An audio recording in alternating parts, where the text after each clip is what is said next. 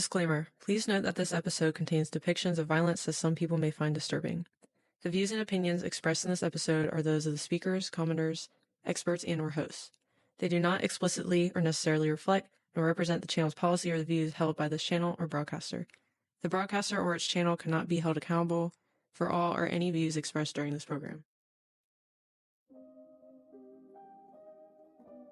Hi everyone, and welcome to another episode of The Night Crew with Drew and Katie. Today we are going to be discussing the Eastbound Strangler that occurred in 2006. And first we're going to be talking about basically a synopsis of the case, more about the victims, theories we have and other people have. This case is still unsolved, so we like to give our viewpoint on it as well. So Drew's going to get started on that synopsis. On November 20th, 2006, the body of Kim Raffo was found in a drainage ditch near Atlantic City's border in New Jersey. Several hours later, local law enforcement found 3 more bodies in the same ditch, and they weren't too far apart from each other. The remaining victims were Barbara, Molly, Diltz, and Tracy Roberts. The victims had been sex workers who worked in the red light district of Atlantic City. Law enforcement officers speculated that the 4 bodies had been dumped by the murderer over a span of 5 weeks. It's believed that the victims were lured away from Atlantic City to be killed and disposed of. Now, the autopsies revealed that 2 of the victims, Kim and Tracy, died from asphyxiation. However, the other 2 victims, Molly and Barbara, were so decomposed a medical examiner couldn't determine their true cause of death. They believe that Tracy died from strangulation and other means. They're not really sure, but confirmed that Kim was strangled. And with their bodies being found, I read somewhere that, it says they couldn't even, it took weeks for them to identify who all these women were.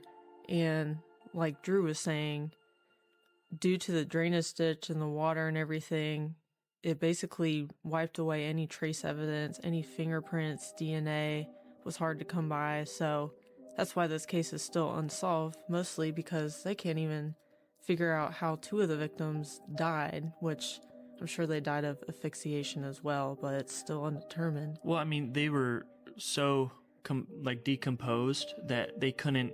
They even looked through the water, believe it or not, and tried filtering out the water, and couldn't find anything in the water. They were that decomposed. Yeah, I mean, you gotta think the first victim was killed 6 weeks before they were discovered. So all that water in the drainage ditch and wildlife, obviously, and everything else, the current as well. The current played a big part in that. I mean, all that was left on the victims was their clothes and no shoes. Which is weird if you think about it, how, every single victim had all their clothes on but their shoes. Yeah, they believe the serial killer had a foot fetish because he removed their socks and their shoes. I mean, why would you get rid of that but not all their clothes? It makes no sense. Yeah, it's very, very weird. But the killer positioned his victims in these ditches to ensure no one would find them for a long time. For example, he placed a woman 320 feet exactly apart in the water, which is weird. I don't know how you measure that, but he did. He positioned them so that their arms stretched out and their heads pointed east towards Atlantic City. He essentially anchored their bodies to the side of the ditch using their feet. Another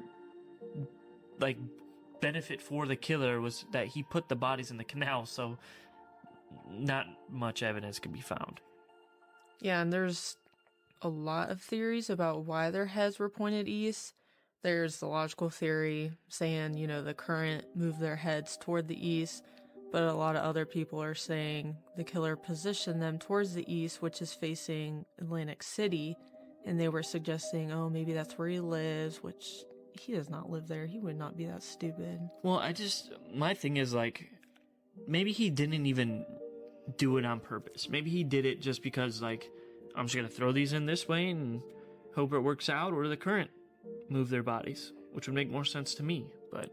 Yeah, it's weird that they're all facing Atlantic City. Yeah. That's Anyways, we'll talk about our theories later, but we're going to start talking more about the victims. So the first victim, like I said earlier, was killed 6 weeks before discovery.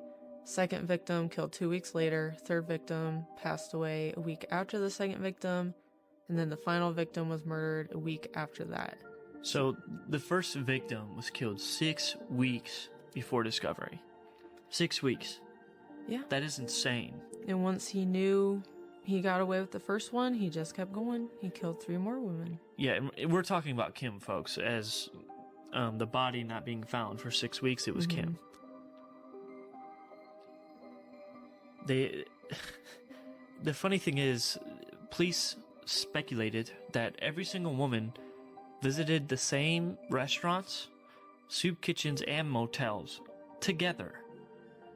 So not only did this serial killer go for one of them, he probably saw all of them in a group, was like, okay, I'm going to pick one by one by one, and murder every single one of them. Yeah, and it's also speculated that 2 of the victims, it was like Molly and someone else, they knew each other before just through sex work that they were doing. So the victims did know each other, and I'm sure the killer knew that, and that's why he targeted all of them at the same time. Yeah, the funny thing is, alright, I mean, it's not funny, but Kim and Tracy had large amounts of cocaine in their bloodstream. Molly had a large amount of alcohol in her bloodstream, and Barbara had a lethal amount of heroin in her body. It's unknown if the murderer had provided them or gave them to him, because they're, like we said earlier, they were so decomposed. Mm-hmm. But let's move on to our next victim. Before we get to that, I was gonna say the serial killer. Sorry, that was our dog in the background. Yeah. The serial killer, he chose victims all who fell in love with drugs. They were all sex workers. They all love drugs. Like Drew was saying, they don't know if the killer provided them the drugs to make them pass out, or if they took the lethal amounts to get them the way they were. I'm thinking that the killer was around these women so much, he knew what set them off. He knew what their weakness was, and that was drugs. Except for Molly. She was into alcohol. But either way, all of them had a poor childhood, rough upbringing, went through a lot of hardships. So he knew these women were weak, essentially, and that's why he chose them. Well, I think, especially for Molly, right? She drank a lot of alcohol. You don't really need to drug someone or give them drugs if you're that drunk. They said a large amount of alcohol. We don't know how much alcohol she truly had, but you can imagine that with that much alcohol, you don't remember much, you can't think straight, someone's going to take you, you can't really put up a fight. Now, I do believe with the other ladies, Kim, Tracy, I think they got drugged, as well as Barbara had been drugged. So let's introduce our first victim. Her name is Barbara. Okay, she was 42 years old, was a second victim killed, and grew up in a loving home, right? She struggled after the loss of her father and ultimately dropped out of college. So she stopped college completely. She moved to Atlantic City and worked for her mother's business. Once her mother retired, however, she sold the business. In 1997, she gave birth to her daughter, Dominique. However, once she turned 4, Barbara sent her to live with her sister in Florida, right? Dominique's father had become addicted to painkillers, which led to Barbara using them too, which makes sense, right?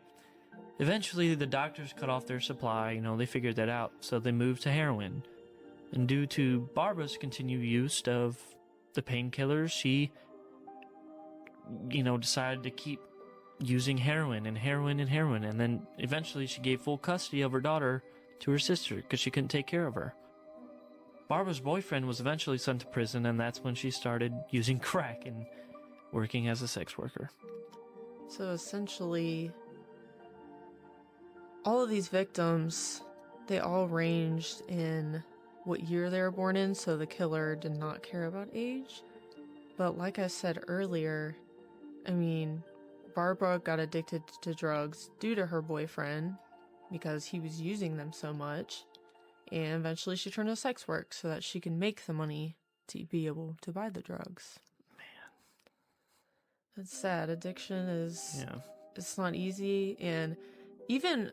I read all these victims that they tried getting help, or they were sober for a while, but they kept relapsing. They couldn't get out of that cycle, especially with sex work.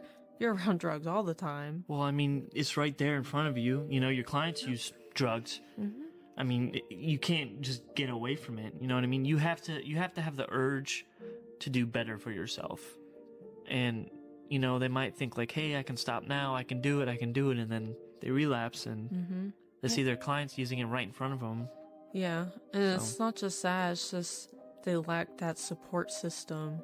They didn't really have anyone on their side. I mean, a few of the victims had their mom or their sister, but that just wasn't enough. They've been through so much in their life, they needed to numb the pain that they were feeling.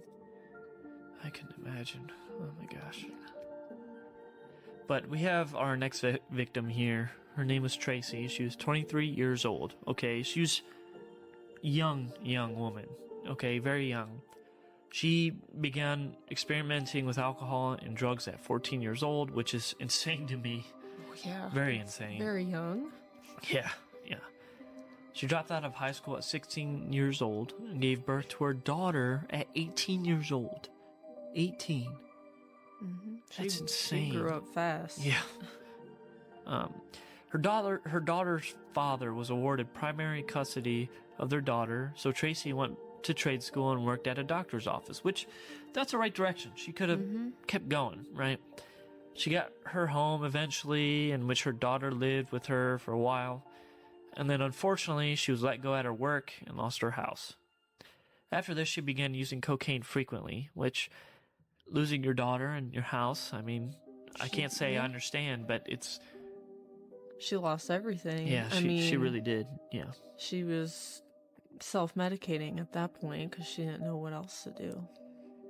Just, it's insane to me. But anyways, she returned to Atlantic City in August of 2006 to flee from her abusive relationship.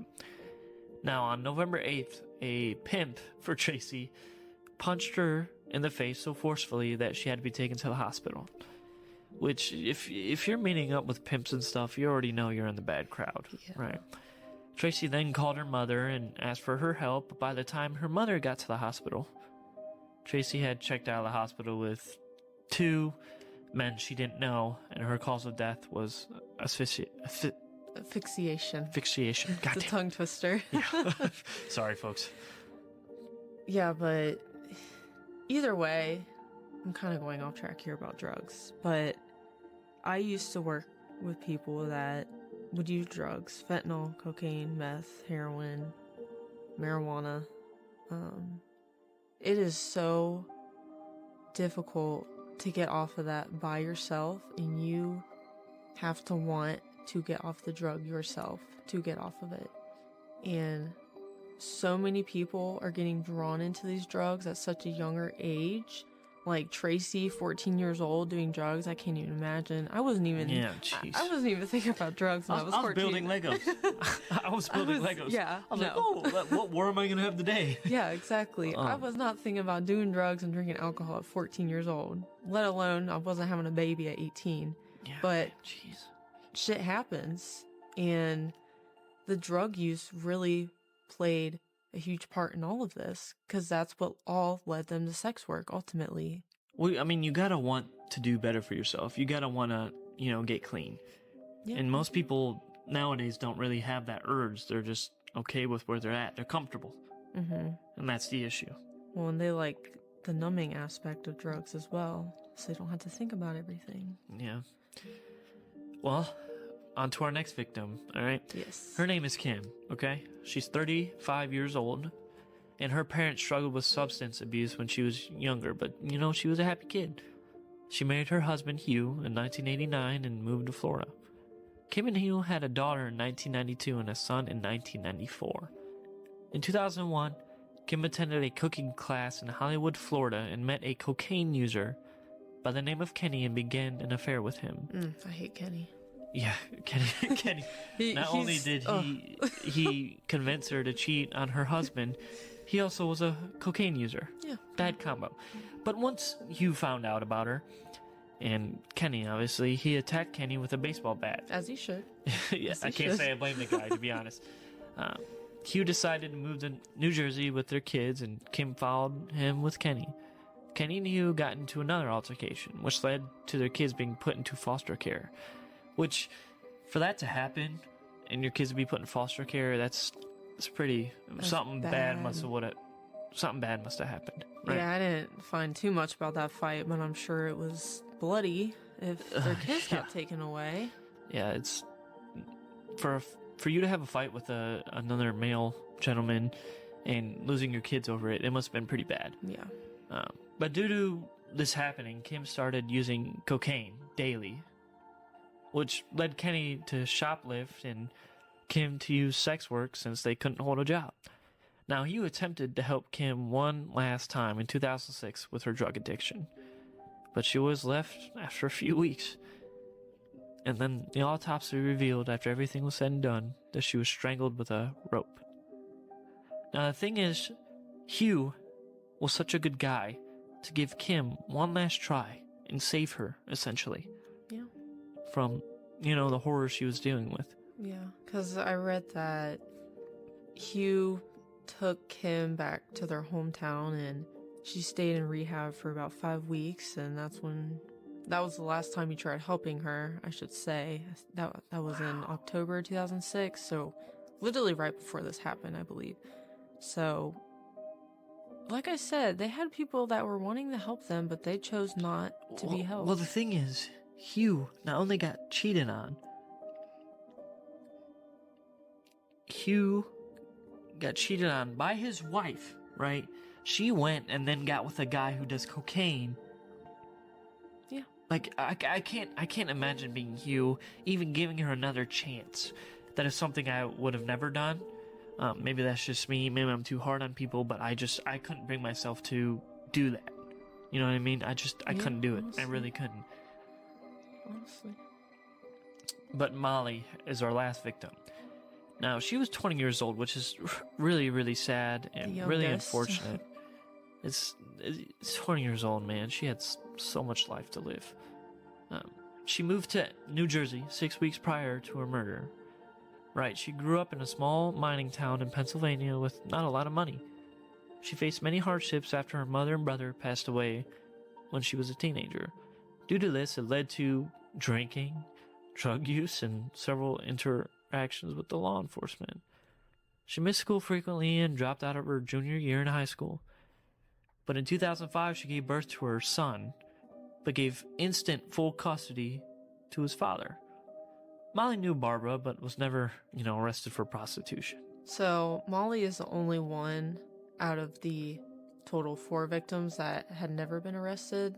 The other ones have been arrested for solicitation, stuff like that. So, she had a clean record then? She did, yeah. Wow. Clean record. She was doing good for her life, but obviously the passing of her family really took a toll on her. Started using alcohol and to get into sex work, pretty much. Man, she had a lot going for her, and it's just really sad. Yeah, and the reason we talk about the victims is because they're as important as the killer and everything that happened, because the killer is not important. Well, no, but it's an important piece of the puzzle to this whole story, figuring out who the killer is, I should say.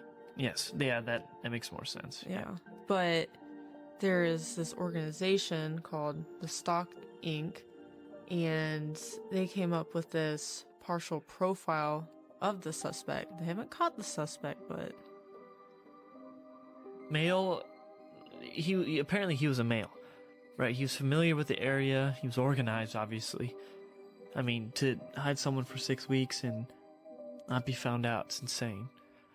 But structured, apparently he structured his daily life. Now, this is all whispers in the wind. This isn't something that they check marked as being accurate, right? But this is just guesses, pretty much. So he structured his daily life. He has knowledge of crime scenes, investigations. He has a foot fetish and a collection of his victims' shoes and pictures of their feet.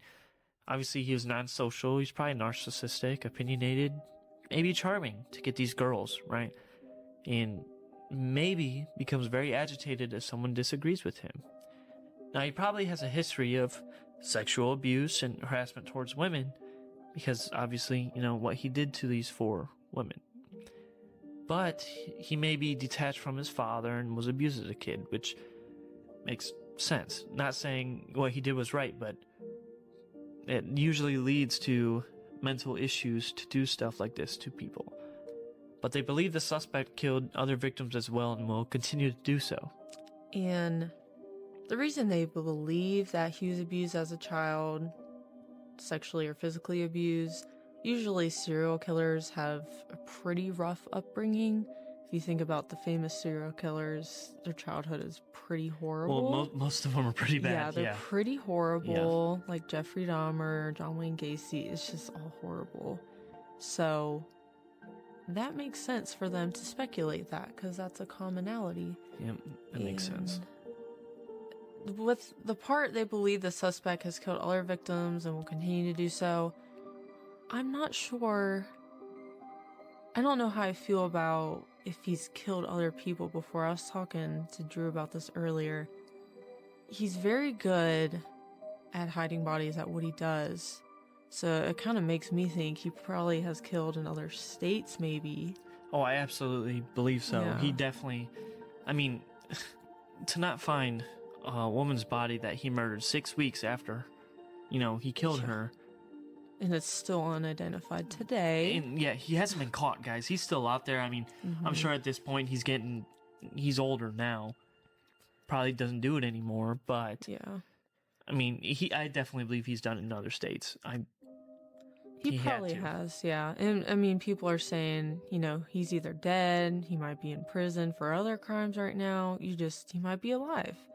Who knows where this man is, but either way, he's definitely committed other murders before. In the police now, when they made up this, what do I call it?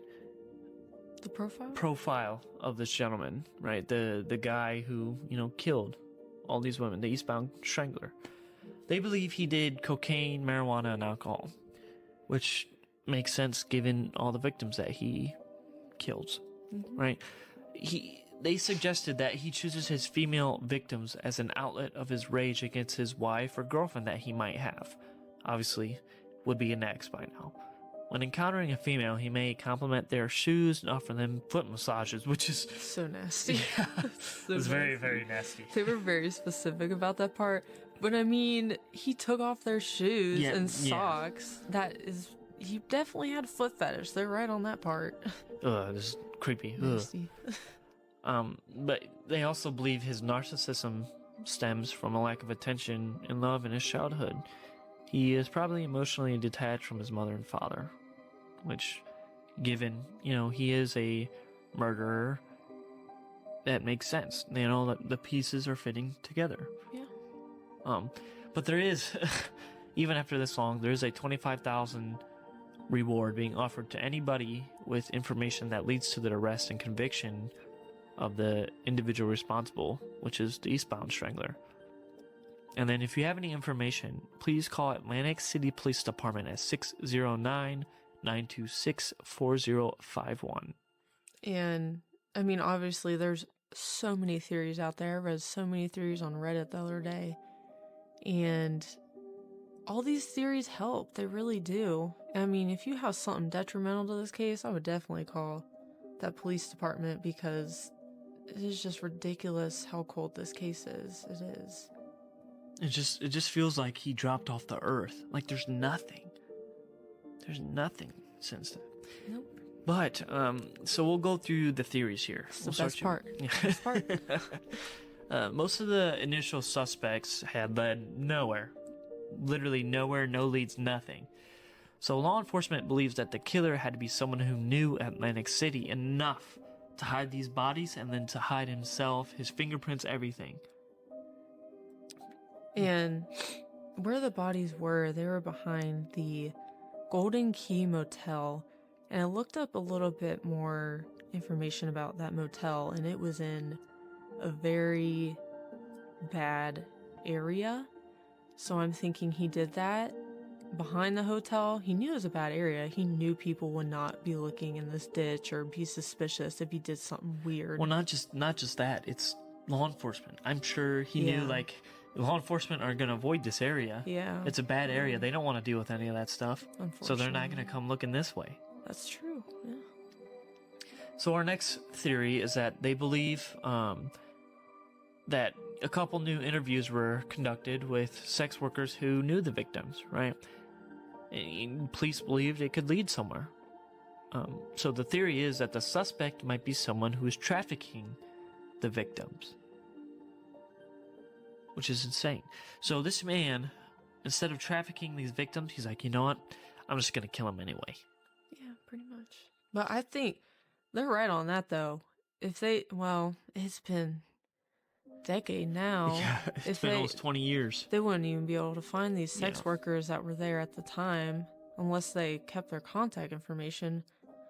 I don't know what, I mean, that was years ago. They're not going to remember anything about these people. Yeah, it's almost 20 years ago. Yeah. They won't be able to remember any of that stuff. No, that probably won't help. Yeah, I don't think so. But there is speculation that, you know, the killer was Muslim, since the women were barefoot and facing Mecca, Atlantic City, right? However, you know, it could have been the current that the Bay turned their heads. Yeah, that the Muslim theory. I think that's a little far off to me, but I don't know. That seems a little far off to me. Yeah, the reason they said that was because when Muslims pray, I know nothing about the religion. Yeah, we don't know Please too don't much. come after me. But this is what they said online, mostly on Reddit. Anyways. And you could take Reddit with a grain of salt, obviously. If people know who Reddit is, I was just looking up you theories. take it with a grain of salt. Yeah. But anyways, they were saying Muslims pray barefoot and facing Mecca. I don't know what Mecca is, but that's why they think he's Muslim. I do not think he's Muslim. Yeah, I don't think he is Muslim. Is definitely a hermit of a man. He's definitely white. He doesn't socialize, but then again, he knows how to talk to women. He knows he's a huge manipulator. That's who I think he is. I don't know. My personal opinion, I think he paid these women however much they wanted to get them to come with him. That's what I think would happen. And then he drugged them or did whatever he did with them. Because money moves people. It moves. It moves everything, right? I think definitely 100% he used all of his money he could to get them in the car with him. Because, I mean, prostitution, sex workers, that is a very, very dangerous job because they're out on these streets exposing themselves, usually in pretty rough areas because they need money. They'll do a lot for money, usually. Yeah, and I think 100% he used his money to do what he wanted to do to him. Yeah. But we don't know specifically if the killer's still out in the loose or not, or if he's dead, in prison, whatever he may be, but they have not caught him. They have not identified him. So, I mean, obviously he could be dead, blah, blah, blah, right? He's still out there. Now, it's nothing to be afraid of. We haven't heard nothing about this for 20 years now. It's an old case, right? Remind you that this is in 2006. Yeah, it's a while ago. So, you don't have to, shutter your doors and barricade your windows and all that stuff. This is 20 years ago. I mean, obviously there's still bad people out there doing this kind of stuff, but not this guy specifically. I definitely think he scouted out Atlantic City. He knew what corners the prostitutes were going to be on. He knew when they'd be there, what hours, day of the week. He knew their weaknesses, like I said. He kills them within a span of 6 weeks, and then he leaves the state, leaving nothing behind. Well, I mean, I don't know, because I don't think he planned to find these women. Because think about it, you have to go through all of Atlantic City to find people. And these 4 specific people who happen to go to the same hotels, soup bars, and, street corners, I think he just found them randomly. I think he knew Atlantic City enough to dispose of them, but not enough to just specifically find certain people on certain corners. See, I think he was scouting them out. Okay. I definitely think he was watching them, just like the Morocco murders, how they scouted out the two women. Well, of course, yeah. I think he's been scouting those women, but I didn't think he was looking for them specifically. I think he just stumbled upon them and was like, okay, these girls look interesting to me. I'm gonna stalk them. Yeah, and then he went further into that. Yeah. But people believe the Long Island serial killer, since the Eastbound killer was active in 2006, the Long Island serial killer was active in 2007. Me personally, I believe they're the same person, but both sets of the victims were arranged in a specific way and were sex workers addicted to drugs. From the Long Island serial killer and the Eastbound Strangler. Okay, I think they're the same people. I do not. But the Long Island serial killer would bury his victims, not put them in a canal. So, could be debated. Yeah, and then there's also the speculation that it was Rex, the Gilgo Beach murderer, but I think he's in prison. Pretty sure he's in prison. But anyways, this is another speculation. They said it was him because he targeted sex workers and strangled them, and he could have traveled to the Eastbound area since it was approximately 2 to 3 hours away from where he was. I don't think it's either of these people. They've both been caught, and it just, there are similarities, but you cannot compare killers that target sex workers. A lot of serial killers, most serial killers target sex workers. So you can't just say but that to it be was fair, them. they never caught the Eastbound Strangler. Yeah. Right? So who's to say that the Long Island serial killer that they found, who's to say it wasn't him? You know what I mean?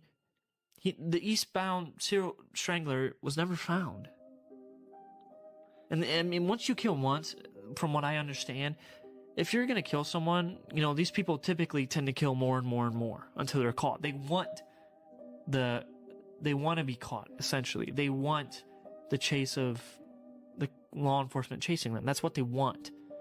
Yes. I do believe it was the Long Island serial killer, but I could be wrong. Each serial killer has their own method of killing. They always leave something behind to let law enforcement know this was me.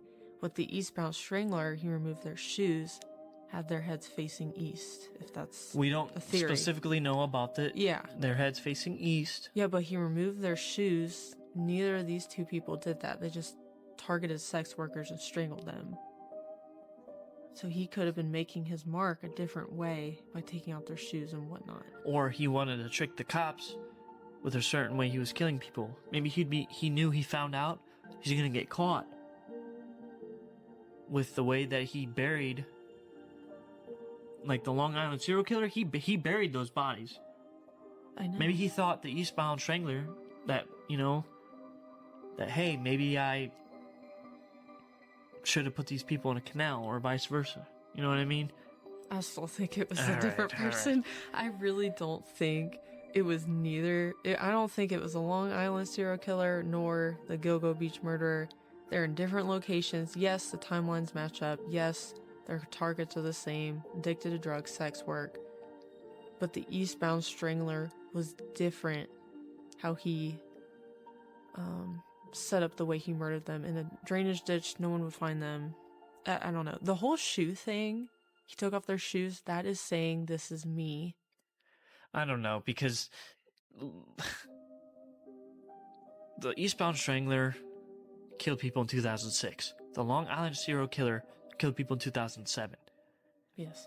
This man would not go years without killing people. He would continue to do it. I mean, he did it with 4 bodies and was never caught. If he was never caught, what's to stop him from doing more? I believe he's a Long Island serial killer. I truly do. But yeah, it's up to you, folks. If you want to speculate in the comments or comment what you think it is, just let us know. Yeah. I mean, you could go all day with this. Like I said, go on Reddit and look up these theories. Some of these theories are just wild. They're out there. They're a little I'm crazy. like, what the heck? But either way, just one last thing that we were gonna discuss, because I had a question about this. Why do serial killers target sex workers? It is mainly because they're easy to approach, easy to take away in a vehicle. And if they go missing, it's rarely reported. And like I said earlier, sex workers are put in risky situations, but they need that money to survive, essentially, on the streets. Yeah. So yeah, that's true. Yeah. That's usually why they're targeted. So, I mean, keep that in mind. Be safe out there. And, yeah, let us know your theories or your thoughts about it, because obviously Drew and I don't agree. Yeah. Yep. We don't agree on that. Leave a comment, like the video, subscribe, do all that fun stuff. And thank you for listening to The Night Crew. And we will see you next week. Have a good night. So, if you enjoyed today's podcast, please follow us on TikTok, Instagram, Facebook, and YouTube at The Night Crew. That is capital T and then HE, capital NITE, capital KREW. That is The Night Crew. Thank you guys. We really appreciate all of your help and all of your support.